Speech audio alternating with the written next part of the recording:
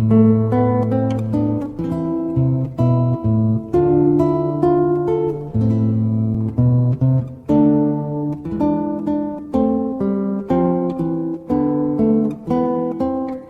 joined down here at the St. Anne's Rose Festival by Anne-Marie Kelly from Dublin City Libraries. Anne-Marie, welcome to Dublin City FM. Thanks. Yeah. It's great to be here during the Rose Festival. Yes. You're bringing down here a mobile library. Tell us about that. Are they widely available throughout the city, or? Yes, a mobile library service in fact goes to all of the communities that don't have branch libraries, and there are 2 vans that go out every day during the week, and we have one of our services in fact being renovated at the moment, Kevin Street, so there's a stop over in Kevin Street on Saturdays. But it's lovely to be able to bring the mobile to a park during the summer and a festival, so we try and bring out mobile services to parks as well. In fact, we brought our library learning bus out to One Family Day, which is in Wolftown Park, and that was a lovely day as well, and we were able to have a kind of commemorative theme, so we all dressed up, and we brought our library learning bus, which was recreated as a kind of an Edwardian parlour. Sure. You could be classified as the intellectual end of the Rose Festival. How do you get to compete with all those distractions for children, like fast food and rides and various other things? Well, you see, the thing is, there's so many people that come here, and I think that's a good thing about the Rose. We're not really competing. We're offering different things to different people, and the parks people will say that.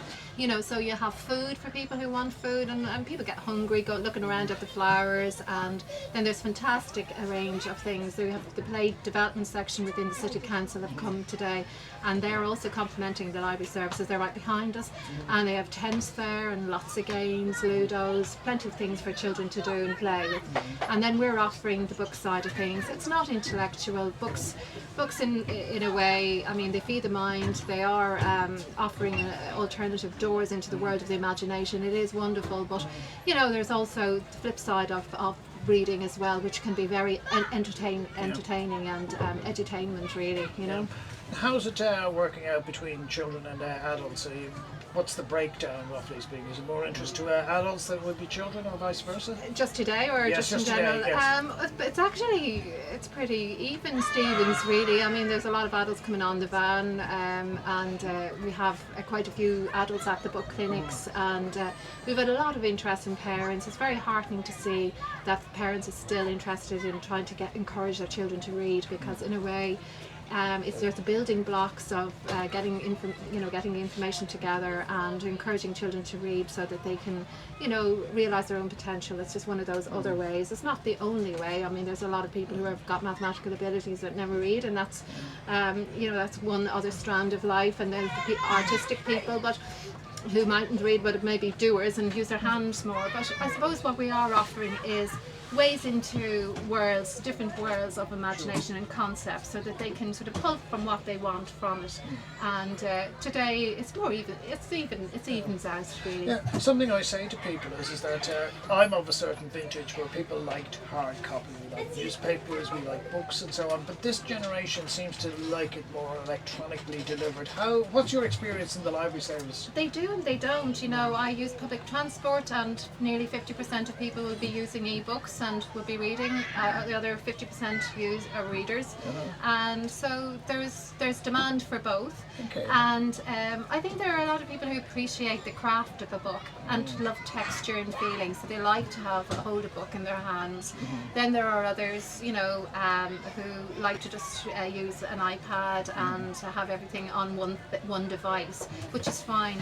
It's lovely to be able to appreciate the craft of a book. Indeed.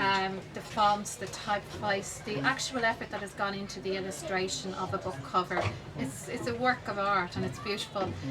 So there is both, and I have to say, Michael, it's wonderful this year that we are offering now e-services to the public through our internet. And we have a whole plethora of magazines available. We have books that people can download onto their mobile devices, whatever they are, mini iPads, phones, etc. So no matter what you have, what way you read, we are trying to kind of make ways for people to access material, you know. You've got a couple of other things happening as well. You've got the book doctor as well, and you've got a puppet show. Tell us about them. We had puppet shows today at between 12 and 2 o'clock. We had them on the hour. We know very talented people. There's a fantastic amount of talent out there, and we use it. And Martin Cowell from No Strings Theatre creates his own script, and he manages to draw a parallel between what he's doing and books, and that's why we try to kind of connect anything that we're doing, any activities that we're doing today at the Rose or anywhere we go, is to really to promote our libraries and the book stocks and the collections that we have. And today was just wonderful. That tent was jam-packed with children. There was such a great atmosphere. It was a hiatus of enjoyment and shouting and revelling, and it was really brilliant. So well done to No Strings Theatre, and just to the talent that is about. So we tend to try and use it as much as we can. And just behind us we've got a tent there, and you've got two book doctors. What's the story with the book doctors? The book doctors are actually members of staff. They're offering book consultations to give the best book medicine this summer, giving recommendations of books that they like or that children really like to read, that they think children might like to read, and for adults as well. So they picked a few titles there. I think one of them is Orlando by Virginia Woolf, Us by David Mitchell, to name a few, but a few for the adults. And they're the kids' books. A Danger is Everywhere, which is a very popular one, which was on the citywide reading campaign last year. And E.R. Murray's had a fantastic book as well, the Book of Learning, which was one of the citywide reading campaigns for this year. So they're both popular books, and we have plenty of them in there, and lots of other titles. So the people that we chose to do the book doctors are experienced library staff members who are out and about in branches and engaging with the public on a daily basis, and have a range of know what people sort of like. So they're well attended, and it's just to try and bring that aspect. Just on the basis that I had a daughter and I never had any problem getting her to read. Do girls more likely to gravitate towards books than boys? Are guys going to be there with the video games and the PlayStations? They do and they don't. Fellas read differently, you know, and they don't. Individual. Yeah, they don't read. They don't necessarily read less than girls. Girls tend to like narratives and stories that will follow it. There will be a trend, the good versus bad, and guys do too. But what fellas do, they're more non-fiction. They like facts, and they like that side of reading, the non-fiction books. Also comics and graphic novels, picture books, newspapers, magazines. That's where boys sort of tend their direction in reading, and that's fine. They just read differently, and there's no good, no rhyme, no reason, no right, no wrong with it, you know. Last but by no means least, at Council Matters we're very familiar with some of the great events. Any ones that we should be looking out for the second half of the year? Right, there's loads coming down the track. We've Heritage Week in the middle of August. In September there's Culture Night. Yes, that's true. We have a wonderful programme of events around the end of September, the Dublin Festival of History. It's absolutely fantastic. It's in the Printworks, and it's absolutely wonderful, an added dimension to our programming. And we have that in our branch libraries as well, so it's not just in the city centre, it's in the branch libraries. We're participating in Open House, which is the architect run by the Irish Architect Foundation, and we'll be bringing people into the background of Pearse Street.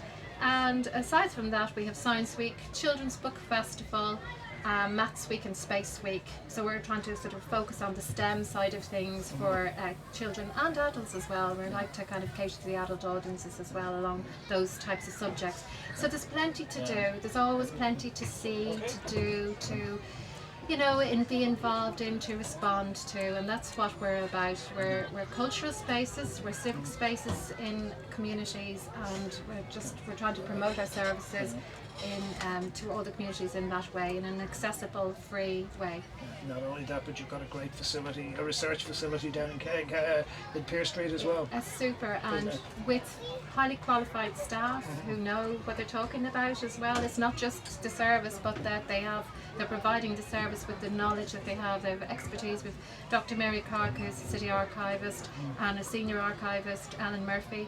And we also have historians, Moira Kennedy, Edna Massey. We have a range of people who are qualified with masters in history. So we're quite blessed with the qualified staff that we have in the libraries in general, and also in our research facilities. And so we're looking forward to Parnell Square. Oh, but that happens, doesn't it? Yes. Exactly. And then having a new city library with excellent facilities, wide-ranging facilities to the whole of the public in another few years' time. Do we know when the date is on that one, or is it Well, still it's vague? we're at sketch design stage now, and we'll be going to planning hopefully shortly. Well, within the year, by the end of the year, hopefully, and then after that, it'll be a few years. It'll take about 4 years, 2020 probably, and then we're opening up. We're renovating Kevin Street as well, and Coolock. So we're keeping an eye on the libraries that have been around for a while that need more sort of renovation. So yes, the library's just going from strength to strength, and we're supported within the council. The councillors are always keeping an eye on our work, and it's supported very well. But I think there is recognition that people do want these services, and in their communities. Now you're preaching to the converted, Anne-Marie. I spent most of my childhood in the Chalfamal Library, and as I say, I still have a soft spot for that. It kept us out of a lot of trouble. So we'll be coming back to you to talk about specific events later in the year. But in the meantime, Anne-Marie Kay, thank you for your time today. Thanks, Michael. Yeah.